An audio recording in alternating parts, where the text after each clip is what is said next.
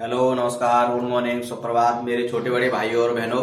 और मैं आज आपके सामने फिर लेकर के एक नई क्लास को उपस्थित हुआ है। आज का जो विषय है वो है कक्षा 10 के विज्ञान विषय के अंतर्गत मैं आपको जीव विज्ञान के विषय में बहुत ही महत्वपूर्ण जानकारी को प्रदान करूंगा। देखिए, आज का जो हमारा विषय है वह है पौधों में नियंत्रण एवं समन्वयन, यानी कि पौधों में किस प्रकार से नियंत्रण होता है और किस प्रकार से पौधे समन्वयन करते हैं। आज मैं इसकी जानकारी आप सबको प्रदान करूंगा। देखिए, इससे पहले मैं आपको बहुत सारी जानकारियों को प्रदान कर चुका हूं। यह कक्षा 10 के विद्यार्थियों के लिए अत्यंत महत्वपूर्ण क्लास है और स्वागत करता हूं आप सभी का अपने YouTube चैनल पर और लेकर के चलता हूं आपको उसी क्रम में जो एक क्रम वीडियो का आने का है। लगातार मैं आपको कुछ ना कुछ वीडियो उपलब्ध कराता हूं और आपको वह सारी जानकारी को प्रदान कराता हूं जो अत्यंत महत्वपूर्ण है। यह कक्षा 10 के विद्यार्थियों के लिए तथा कक्षा 12 के विद्यार्थियों के लिए भी अत्यंत महत्वपूर्ण क्लास को मैं उपलब्ध करा रहा हूं जो जीव विज्ञान से संबंधित है। आज का जो विषय है वो कक्षा 10 के विज्ञान विषय के अंतर्गत जीव विज्ञान में है, जो है पौधों में नियंत्रण एवं समन्वयन। पौधों में किस प्रकार से नियंत्रण होता है,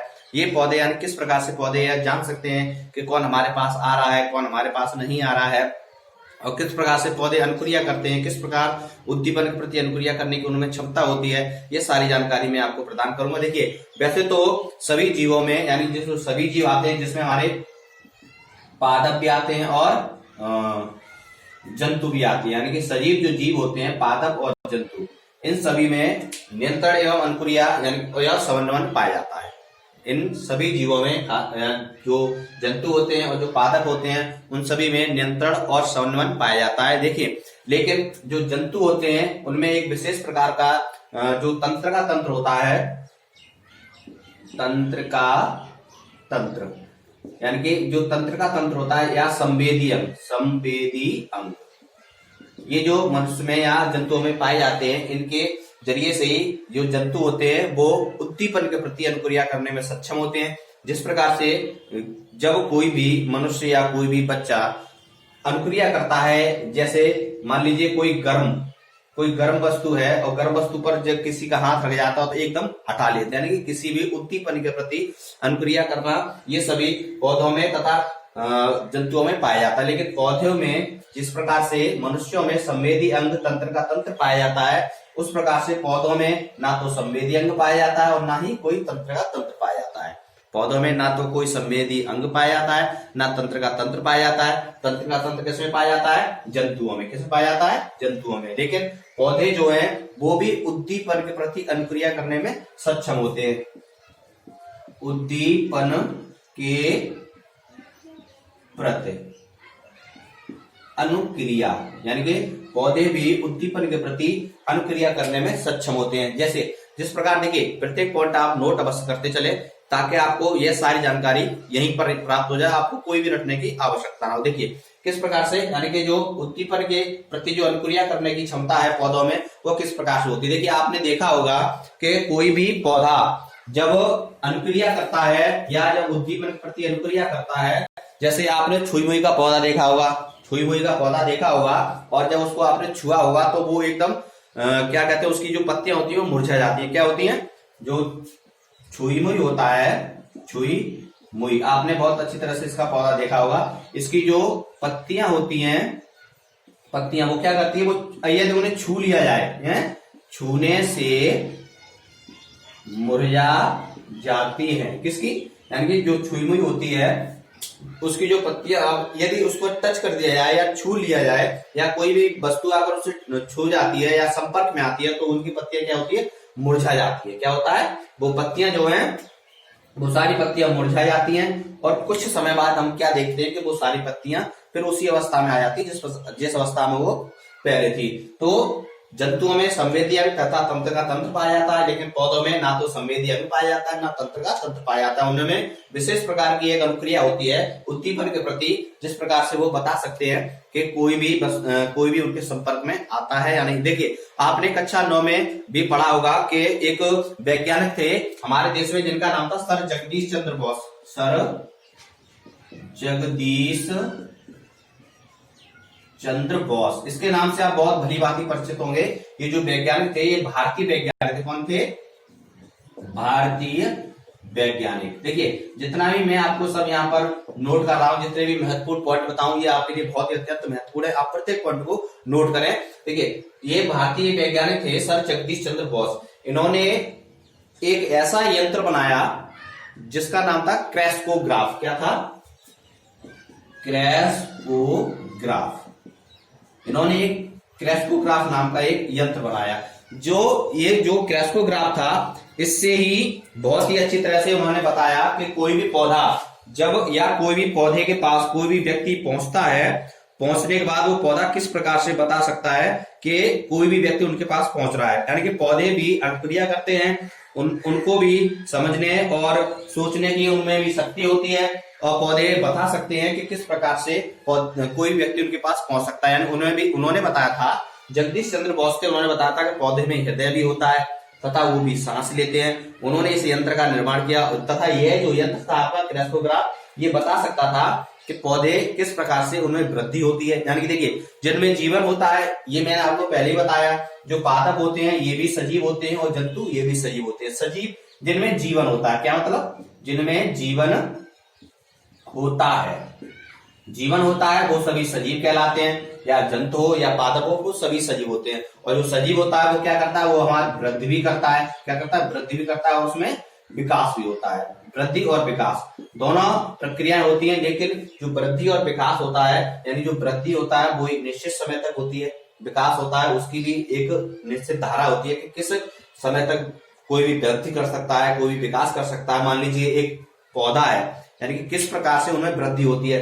एक दाना ले लीजिए, दाना यानी गेहूं का या किसी का, एक जब हम खेत में दाने को डालते हैं तो वो क्या करता है? वो किसके लिए डालते हैं? उगने के लिए, यानी कि फसल को तैयार करने के लिए। जब वो खेत में डाला जाता है तब खेत को तैयार किया जाता है, यानी कि उसमें पानी लगाया जाता है, उसकी जुताई की जाती है, जुताई करने के बाद ये सारे बीज उसमें बोए जाते हैं।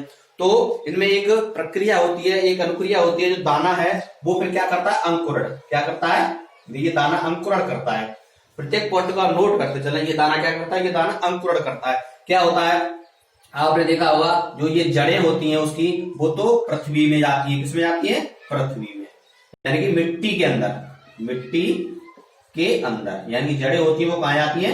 मिट्टी के अंदर जाती है। लेकिन जो उसमें अंकुरण होता हुआ जो एक तना होता है ना, जो वो अंकुरण करता है, जो उसकी जो कली होती है वो कहाँ आती है? पृथ्वी से बाहर। क्या आती है? पृथ्वी से बाहर। ये सब ये दाना अंकुरण होता है, जड़ तो अंदर से ले जाती है, और तना जो है उसका जो अंकुरण होता हुआ जो बीज है उसके जो बाहर की जो परत है मिट्टी के, उसके ऊपर निकल आता है। यानी कि फिर फसल वो धीरे धीरे तैयार होती है। फिर हम देखते हैं कि हम लगातार उसको वो सारे पोषक प्रदान करते हैं ताकि वह वृद्धि करे और हम सबको बहुत अच्छी तरह से फसल प्राप्त हो। धीरे धीरे वो बड़ा होता है। कहने का तात्पर्य है कि जो भी सजीव होते हैं उन सभी में वृद्धि होती है तथा वह विकास भी करता है।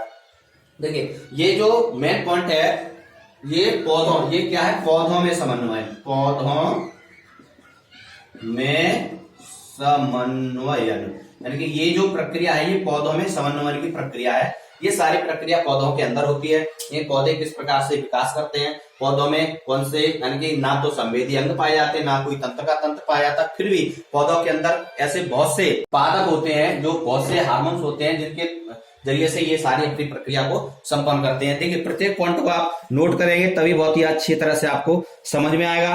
यानी उद्दीपकों के प्रति अनुक्रिया पौधों में अच्छी तरह से देखी जा सकती है। जैसे मैंने आप बताया कि छुई मुई के पास यदि कोई संपर्क में जाता है या टच करता है तो पहले वो मुरझा जाते हैं, उसके बाद वो पुनः उसी अवस्था में आ जाते हैं। ये सब पौधों के अंतर्गत प्रक्रिया होती है। अब यानी कि पौधों में जो हार्मोन्स होते हैं, पादप हार्मोन्स, जिनके जरिए से पादप हार्मोन्स पौधों में अत्यंत महत्वपूर्ण होते हैं, क्योंकि पादप हार्मोन से ही कोई पौधे जब छोटे रह जाते हैं तो उनको वृद्धि के लिए भी आवश्यकता होती है।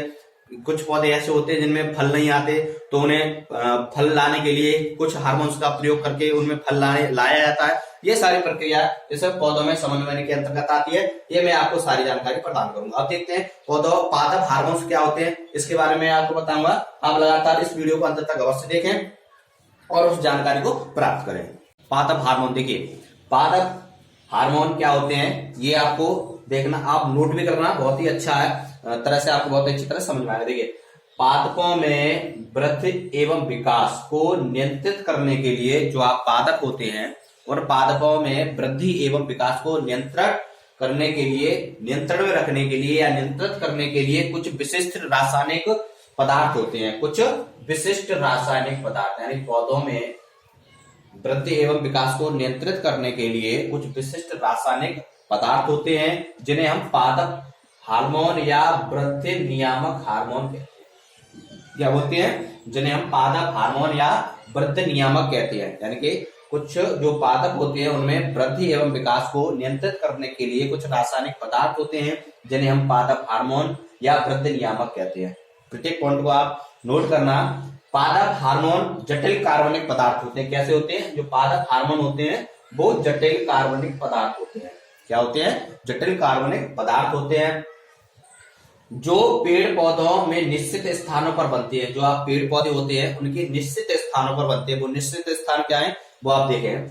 यानी कि जो पादप हार्मोन्स होते हैं वो एक जटिल कार्बनिक पदार्थ होते हैं जो पेड़ पौधों के निश्चित स्थानों पर बनते हैं, तथा संवहन, जो संवहन ऊतकों द्वारा निश्चित स्थानों पर बनकर, यानी पेड़ पौधों के निश्चित स्थानों पर बनकर उसके बाद संवहन ऊतकों द्वारा उन वृक्षों के या पेड़ पौधों के संपूर्ण शरीर में वो भेज दिए जाते हैं। यानी कि तथा संवहन ऊतकों द्वारा शरीर के विभिन्न भागों में संचित होकर उनकी वृद्धि को नियंत्रित करते हैं। क्या करते हैं? उनकी वृद्धि को नियंत्रित करते हैं। जो पादप हार्मोन्स होते हैं वो एक रासायनिक पदार्थ होते हैं, जिन्हें हम पादप हार्मोन या वृद्धि नियामक कहते हैं। पादप हार्मोन जटिल कार्बनिक पदार्थ होते हैं जो पेड़ पौधों के निश्चित स्थानों पर बनते हैं तथा संवहन ऊतकों द्वारा पौधों के संपूर्ण शरीर में या संपूर्ण भागों में, विभिन्न भागों में संचित हो जाते हैं तथा उनकी वृद्धि को फिर नियंत्रित करते हैं। ये पॉइंट आपको बहुत अच्छी तरह से समझ में आया होगा और आप इसने नोट भी किया होगा। देखिए अब हार्मोन्स क्या होता है, जो हार्मोन होते हैं वो क्या होते हैं उनको देखिए।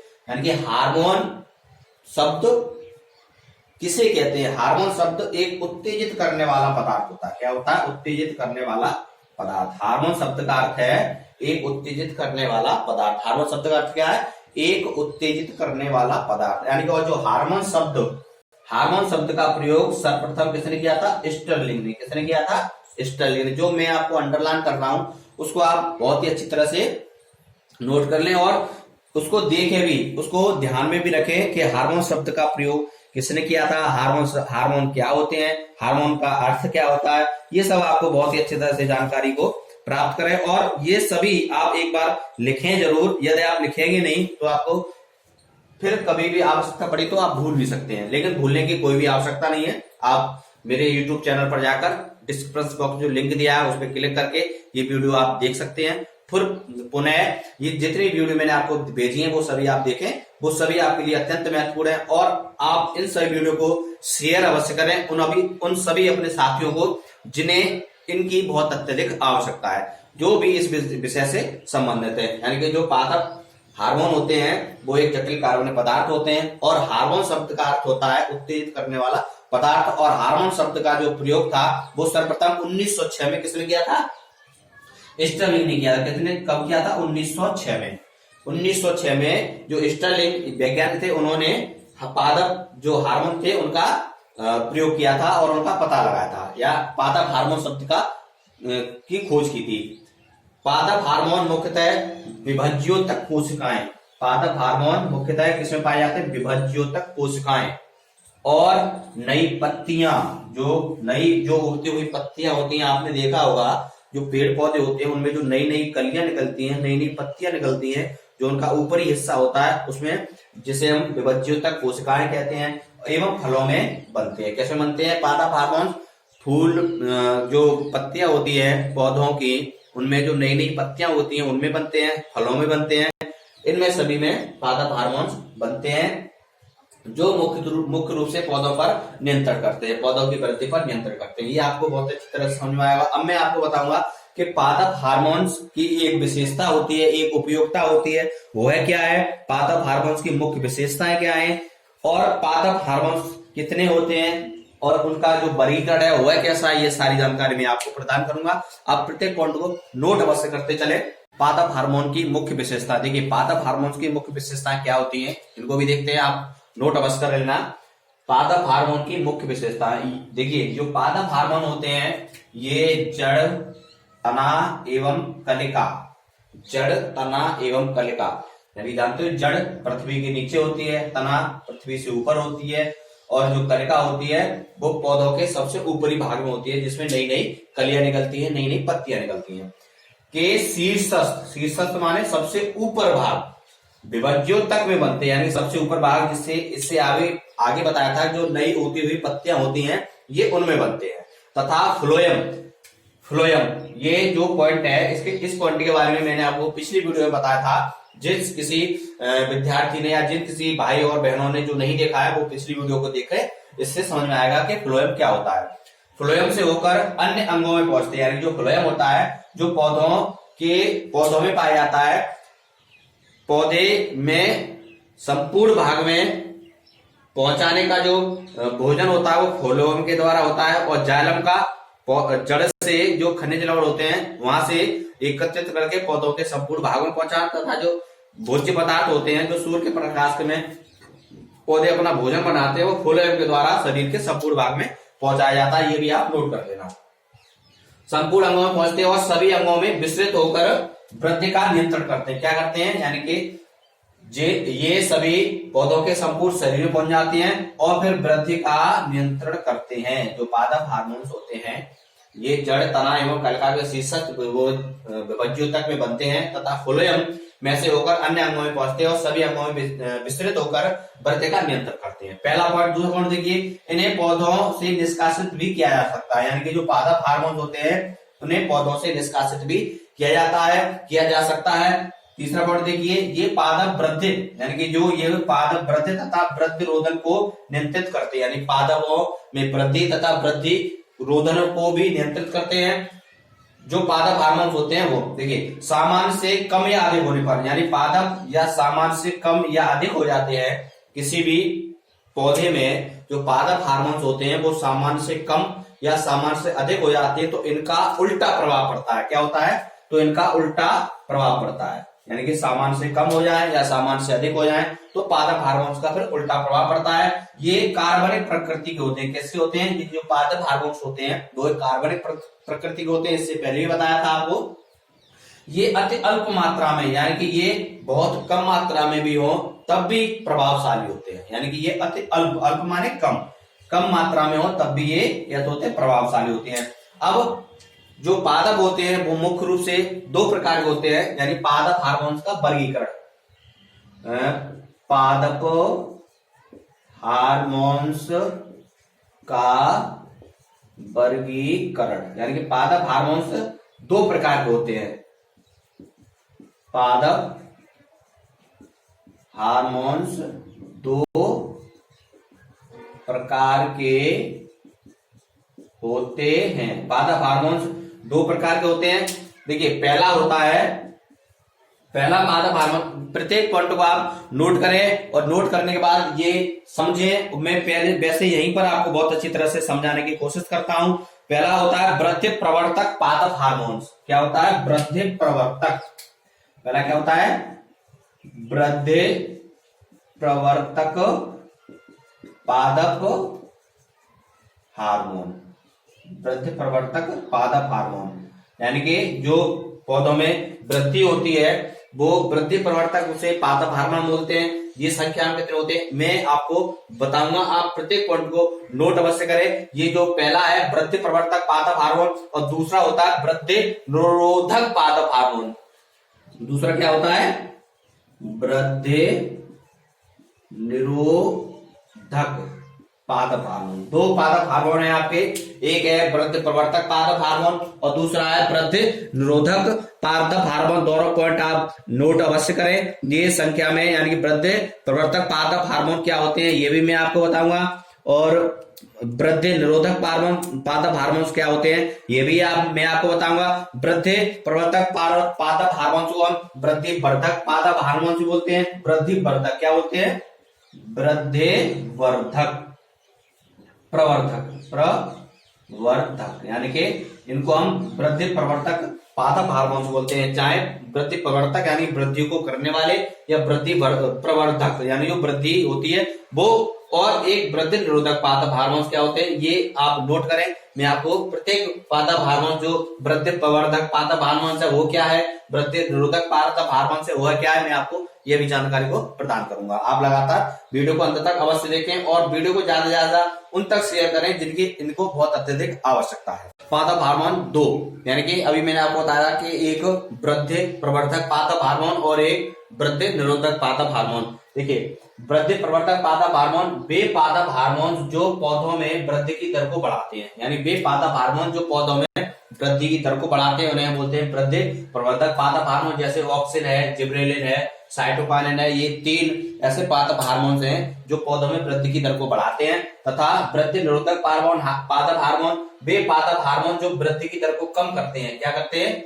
वृद्धि की दर को कम करते हैं, उन्हें हम वृद्धि निरोधक पादप हार्मोन बोलते हैं। जैसे एब्सिसिक अम्ल और एथिलीन, यानी कि ये दोनों पादप हार्मोन एक तो वृद्धि की दर को बढ़ाता है और एक वृद्धि की दर को कम करता है। अब ऑक्सिन पादप हार्मोन क्या है ये आपको बताऊंगा। जो ऑक्सिन है, यानी कि ये छोटे छोटे टिप्पणियों के रूप में पूछ लिया जाता है, ऑक्सिन, जिब्रेलिन, साइटोकाइनिन, यानी कि इनका कार्य क्या होता है, ये क्या होते हैं, इसके बारे में आप देखिए कि ऑक्सिन क्या है, ऑक्सिन किस प्रकार से कहां बनता है और इसका मुख्य कार्य क्या होता है, इसके बारे में मैं आपको बताऊंगा।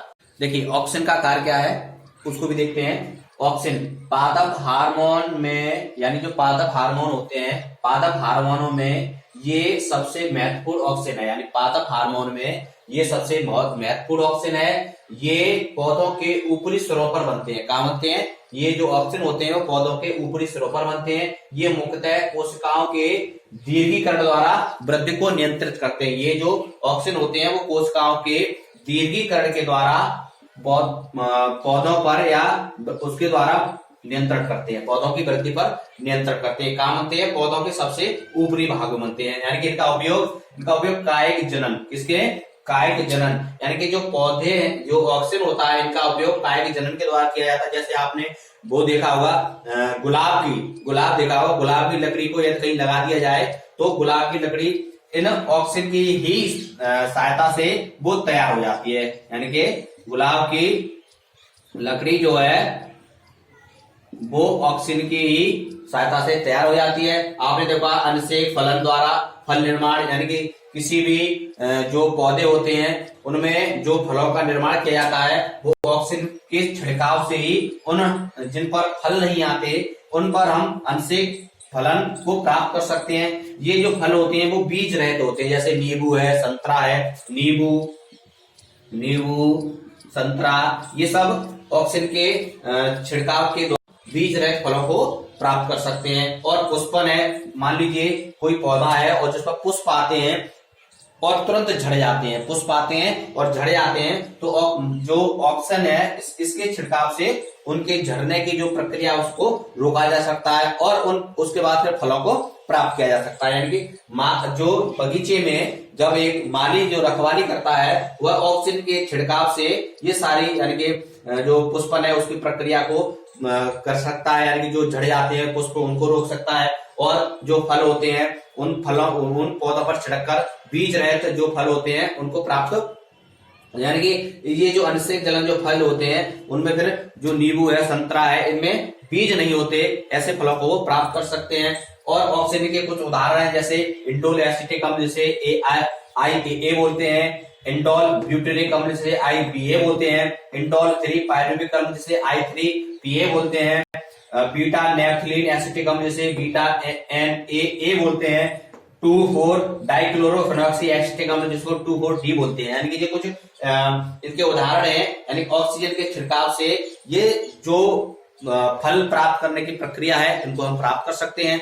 और जिन पर फूल नहीं रुकते हैं जिन पौधों पर, इसके छिड़काव से उन फूलों को रोका जा सकता है, फिर पुनः उन सभी को प्राप्त किया जा सकता है, उन फलों को प्राप्त किया जा सकता है। ये ऑक्सिन के महत्वपूर्ण जो कार्य थे और ये सबसे अत्यधिक महत्वपूर्ण है और पौधों के सबसे ऊपरी भाग में पाया जाता है। इसके बाद आता है आपका जिब्रेलिन, उसको भी देखते हैं, उसका कार्य क्या होता है, वह क्या होता है। दूसरा पॉइंट है जिब्रेलिन, इसका देखिए इसका कार्य क्या है। यह पौधों के ऊपरी सिरों व भ्रूण में बनता है। कहां बनता है, यह पौधों के ऊपरी सिरों व भ्रूण में बनता है तथा इसके सभी भागों में वृद्धि को नियंत्रित करता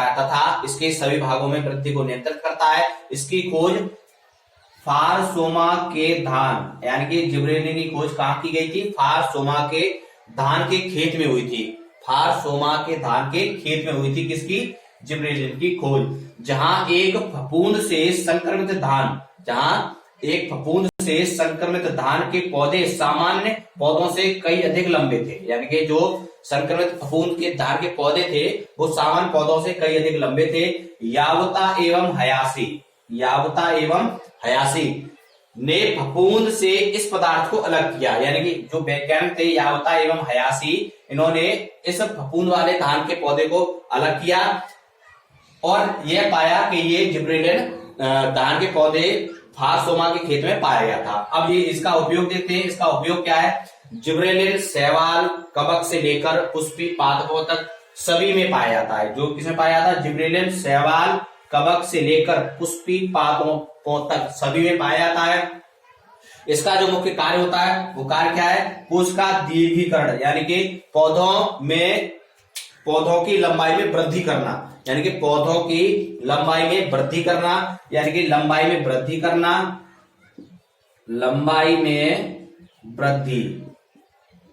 करना, यानी जिब्रेलिन का कार्य क्या है? पौधों की लंबाई में वृद्धि करना। पुष्पन के प्रकाश दीप्तिकाल, यानी कि पुष्पों को बनाए रखना, यानी जो पुष्प होते हैं जो झड़ जाते हैं उसके दीप्तिकाल यानी पुष्पों को बनाए रखना। अंशेक फलन, यानी कि इसके प्रयोग से, यानी कि इसके छिड़काव से, जिब्रेलिन के छिड़काव से बिना निषेचन के, कैसे?